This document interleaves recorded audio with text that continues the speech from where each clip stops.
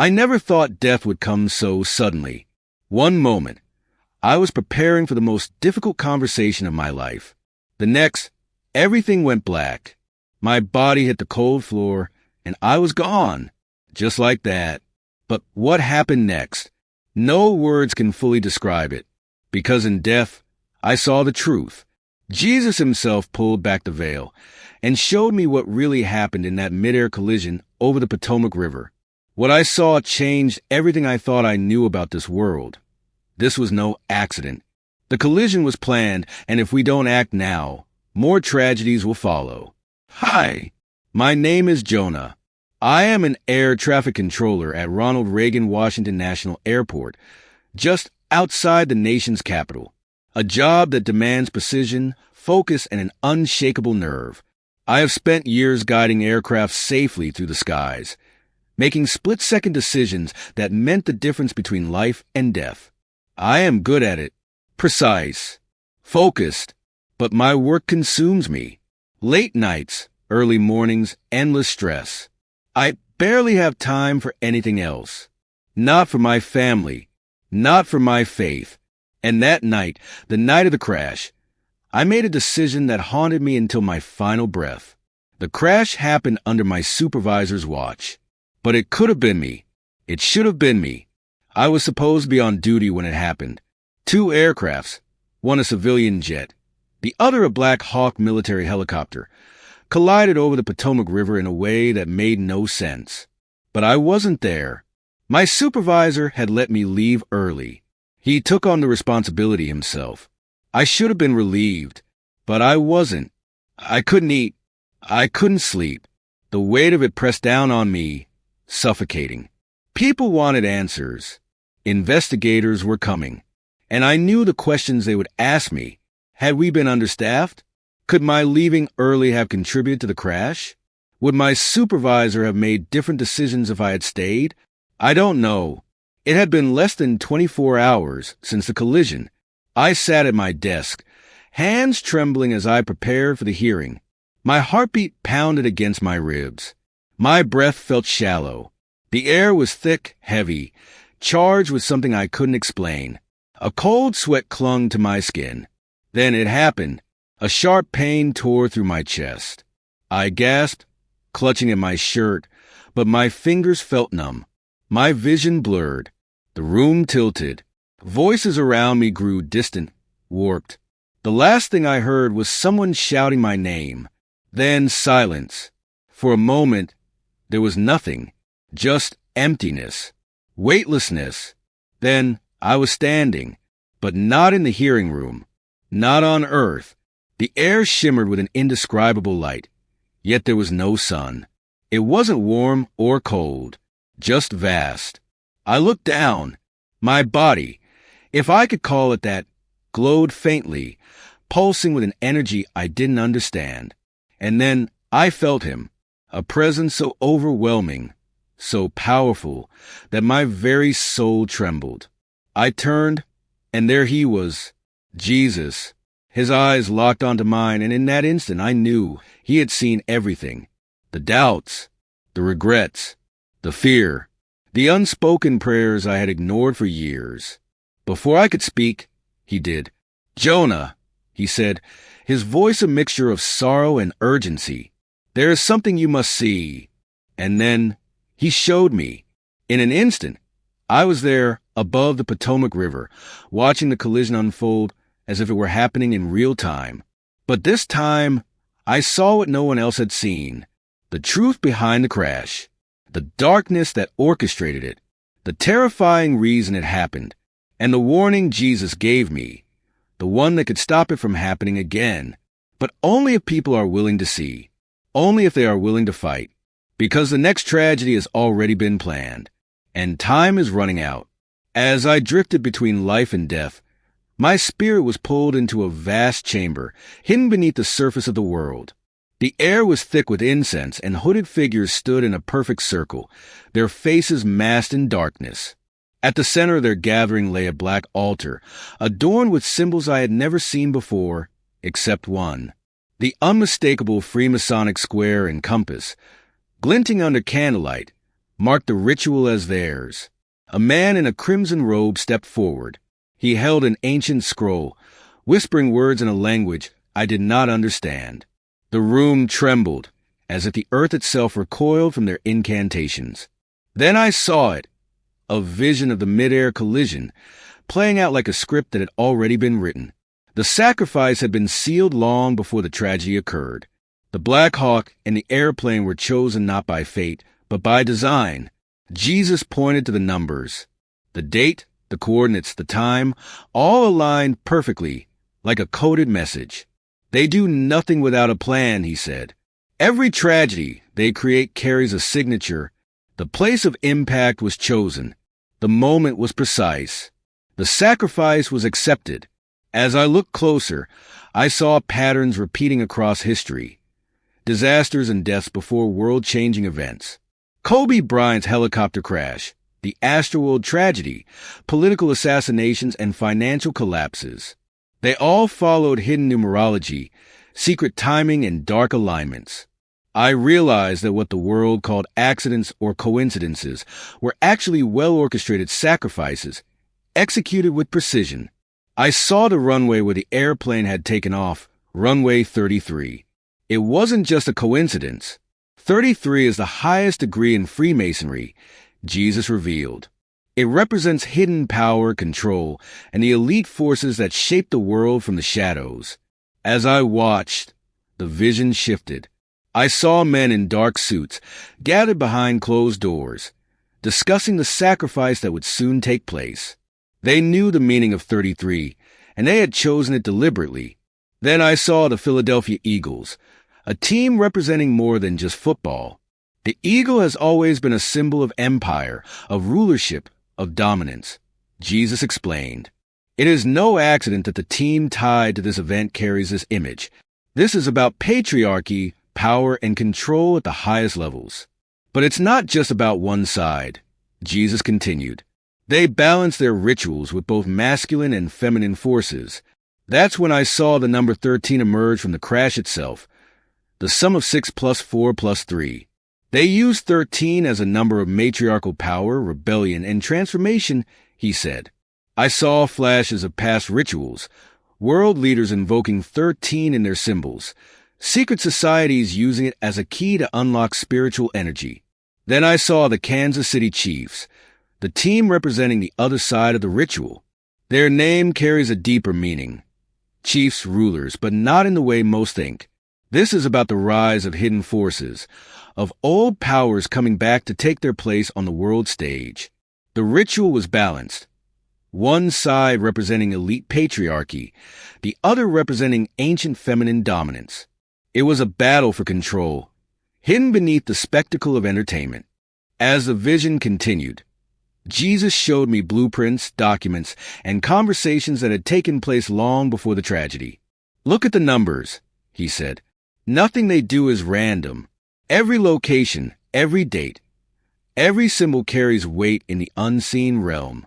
I saw historical events, assassinations, disasters, each one falling into a numerical pattern too perfect to be coincidence. Then Jesus turned to me with a warning. They believe this gives them power, but they are bound by the very forces they try to control. Their rituals have limits. My kingdom does not.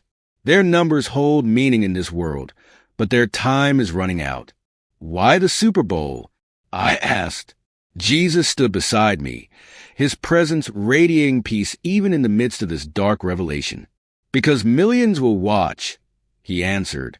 Because the world's attention will be captured. These rituals are never random.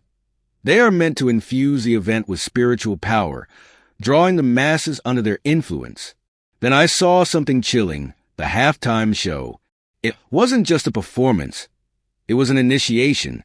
Symbols hidden in plain sight, from pyramids and all-seeing eyes to ancient deities and ritualistic dance sequences. These were not mere artistic expressions. They were messages, meant to condition the world to accept the coming deception. The timing of the mid-air collision was not just about the Super Bowl. It was about opening doors, shifting energies, and preparing for the next stage of global manipulation. Every sacrifice paved the way for more control. In the spirit, I saw dark figures moving over the world, pulling strings, shifting power. The sacrifice of innocent lives was their currency, a way to manipulate spiritual forces. They fed off fear, grief, and destruction. Each tragedy created ripples in the unseen realm, fueling their influence over governments, entertainment, and world affairs. Jesus spoke, his voice filled with authority. They believe this gives them control, but their power is fleeting. My return will shatter their dominion. They deceive themselves, thinking they own the world, but their days are numbered. I saw the headlines, the media spin, the distractions. Every time, the world dismissed the patterns. Coincidence, they said, but Jesus showed me the unseen. These events shift the spiritual atmosphere. They keep the masses entertained while the few behind the curtain move their pieces forward. The true battle is for souls. And then he spoke words that shook me. The world is being prepared for something greater, a moment when deception will be so strong, even the elect could be deceived if they are not rooted in me. Jesus turned to me, his voice heavy with sorrow. They believe this grants them power, but they have already lost. Their kingdom is built on shadows, and the light is coming. Many will dismiss this as conspiracy, but in the final days, truth will no longer be hidden. The enemy has always been at work, preparing the masses for what is to come, he said. They plant seeds in the minds of the public long before the events unfold, conditioning them to accept tragedy and chaos without question. I saw scenes from TV shows, movies, and media outlets, everything designed to subtly shape public perception. It's not just entertainment, Jesus explained. It's a method of programming the subconscious. They prepare the masses to accept the unimaginable by normalizing it through media. This way, when tragedy strikes, the public is less likely to resist and more likely to comply.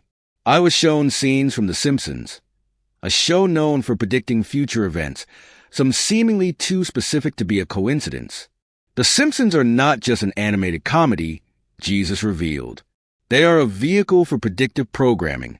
Through subtle hints and veiled references, they prepare people for what is about to happen. It's a ritual, a hidden method of controlling the narrative before events even unfold. I saw episodes that seemed eerily prescient, depicting disasters, societal collapses, and political upheaval. These are not just jokes, Jesus said. They are messages, signals to those in the know, preparing them for the future they are about to create.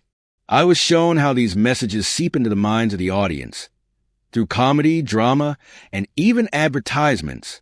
The media doesn't just entertain, Jesus said.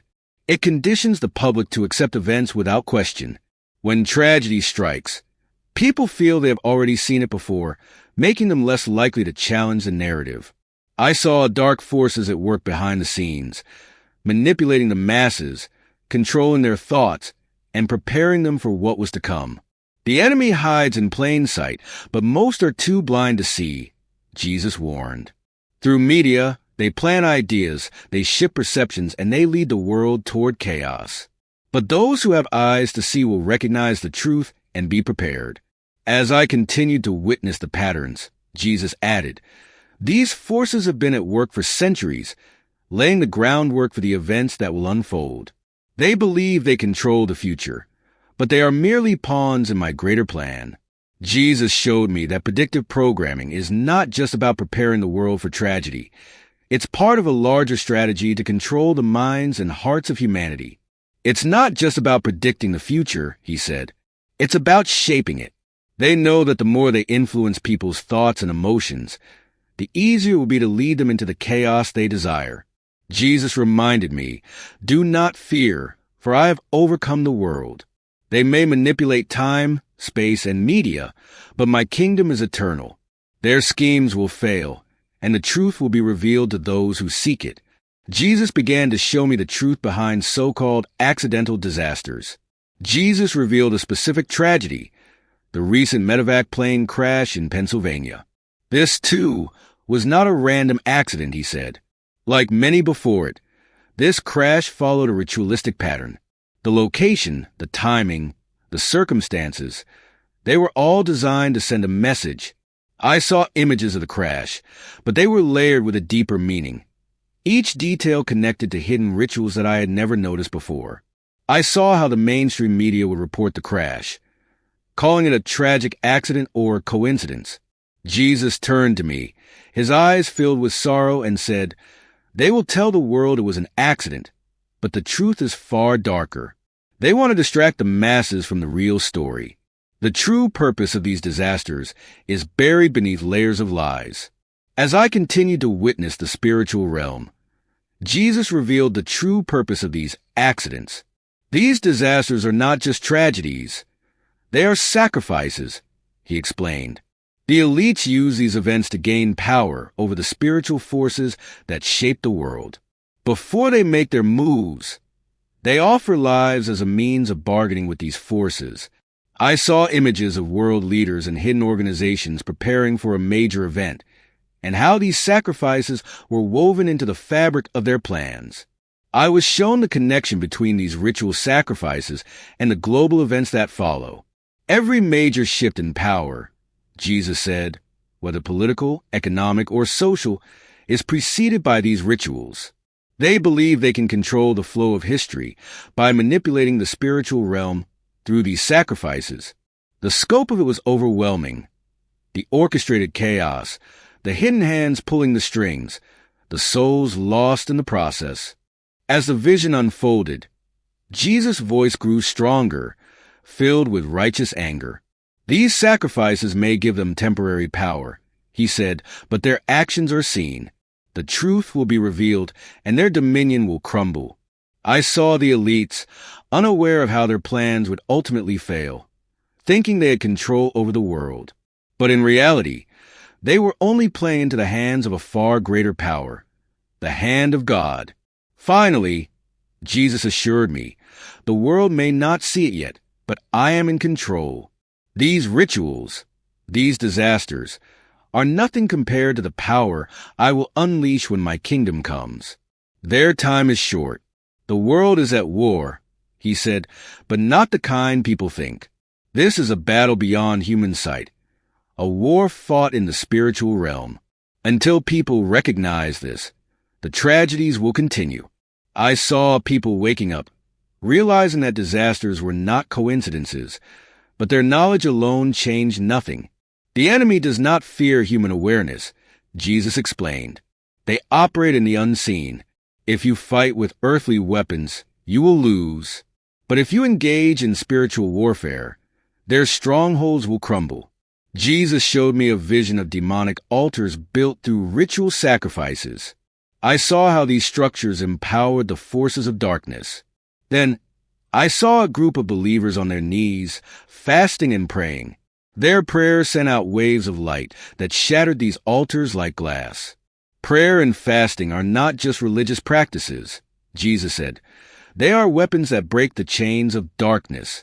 I saw the enemy working in secrecy, manipulating the world through deception. But when people began to speak out, exposing the lies and bringing truth to light, there was chaos in the enemy's camp. The darkness cannot survive the light, Jesus declared. When my people speak truth, the enemy loses his power. He cannot operate where he is fully exposed. Then I was shown entire nations repenting, turning away from sin and calling out to God. The moment they humbled themselves, the power behind ritual sacrifices weakened. These sacrifices fuel the enemy's control, Jesus said, but a nation that repents disrupts his plans. When my people return to me, I will heal their land. Jesus showed me how fear was being used as a weapon, through media, through tragedies, through constant chaos. Fear is their greatest tool, he said. As long as people live in fear, they remain enslaved. But when they walk in faith, the enemy loses his grip. I saw believers standing firm, unshaken by fear. They declared God's word, and the darkness fled before them. Jesus turned to me and said, "This is how you win, not by panic, not by human strength, but by unwavering faith in me." The enemy cannot stand against true faith. Before the vision faded, Jesus looked at me with deep sorrow and urgency. "Tell them," he said, "the time is short. The battle is real. But my people are not powerless. If they rise in prayer, expose the enemy, and return to me, the darkness will fall." Jesus stood before me, his eyes filled with urgency. "You cannot stay," he said. "Your mission is not over. You must return and share what I have shown you. The world must know before it is too late." In the shadows, I saw movement, whispers, schemes, preparations for yet another disaster.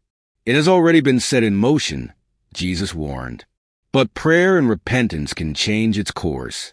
I saw their faces, men, women, children, souls caught in a war they never knew existed. They were casualties, not of mere accidents, but of a spiritual battle waged in secret. Jesus' voice was heavy with sorrow. They never saw it coming. A deep ache settled in my heart as I grasped the truth. They had been deceived, led astray by a system designed to keep them blind. Their lives were stolen, yet their stories must not be forgotten. "Tell the world," Jesus urged. "They deserve to know." Suddenly, I saw the world with new eyes, headlines woven with deception, coincidences that weren't coincidences at all. "Look deeper," Jesus said. "The signs are everywhere. The enemy's greatest weapon is deception," Jesus revealed. "But I have shown you the truth. Now you must decide what to do with it." As I stood before the light, one question burned in my soul. What would I do with this revelation? And then Jesus spoke his final words to me, words that would change everything. "You have seen the war. Now choose your side." A weight settled over me as I absorbed what was coming. "The world is at a tipping point," Jesus said. "Yet so many remain asleep." I saw people walking blindly, unaware of the war raging around them. "Tell them," Jesus commanded. "Tell them to return to me before it's too late." I saw flashes of future tragedies, more disasters, more lives lost. "Unless they wake up, the enemy will continue," Jesus warned. "The battle is spiritual, and only spiritual weapons can stop it. Pray, fast, speak truth," Jesus urged. "Expose the lies and stand firm, for what is coming will shake even the strongest." Jesus lifted his hands. "I give you eyes to see, ears to hear, and courage to stand against the darkness," he declared. "The time is short. Choose wisely." Suddenly, I felt a violent force pulling me downward. The warmth of heaven faded, and I plunged back into darkness. My chest burned as air rushed into my lungs. I gasped, my body convulsing on a hospital bed. The doctors shouted, their faces pale with shock. "He was clinically dead for minutes," one said, but I was back. I lay there trembling, the vision still flashing in my mind. I had touched eternity. I had spoken to Jesus. And now, I carried a truth too heavy for words. How could I make them understand? Would they even believe me? Yet deep in my spirit, I knew I had no choice. The world was running out of time, and I had been sent back for a reason. I had to speak. I had to warn, no matter the cost.